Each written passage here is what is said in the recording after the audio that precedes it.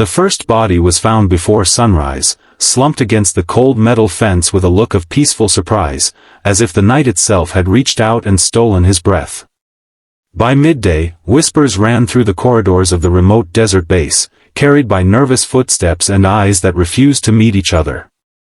Someone murmured that shadows had moved where no shadows should exist. Someone else claimed they had seen two figures walking side by side, identical silhouettes dissolving into dust. By the time the second night fell, fear had already won half the battle.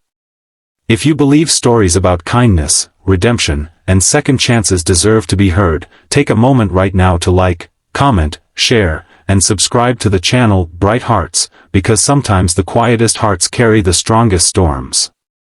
No one knew their real names anymore. To the few who had seen them, they were simply the twin sisters, ghosts who walked without sound. They had grown up far from the violence that would later define them, in a small town surrounded by orchards and dry wind, where laughter used to echo through narrow streets. Their childhood had been shaped by loss long before they learned to carry weapons. A fire took their home, and years of wandering took their innocence. What remained between them was an unbreakable bond, a silent understanding that required no words. They moved like reflections of each other, sharing pain the way others shared breath, and every decision they made carried the weight of survival.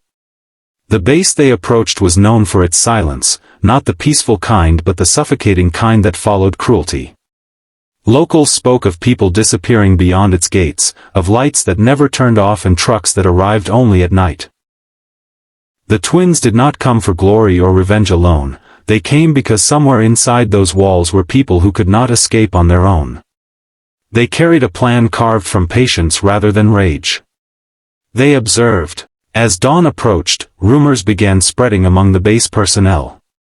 Some believed the power failures were accidents, others whispered of intruders. Fear grew not because of violence but because of the unknown. The twins understood that fear could be louder than gunfire. They left no clear signs of their presence, only small disruptions that forced the base to turn inward, questioning its own security. In the quiet hours before sunrise, they retreated to the dunes, watching from afar as confusion spread like wildfire.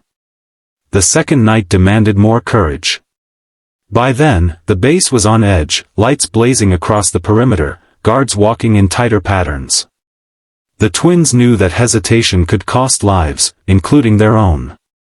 One sister felt the old weight of grief pressing against her chest, memories of the life they had lost threatening to slow her down.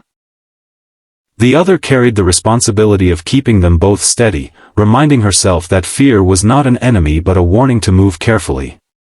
Together, they slipped through a hidden access point they had discovered earlier, entering the heart of the compound where the true purpose of the base revealed itself in dim corridors and locked rooms. Inside, the air felt heavy with silence. The twins moved with deliberate precision, disabling communication lines and opening doors that had been sealed for years.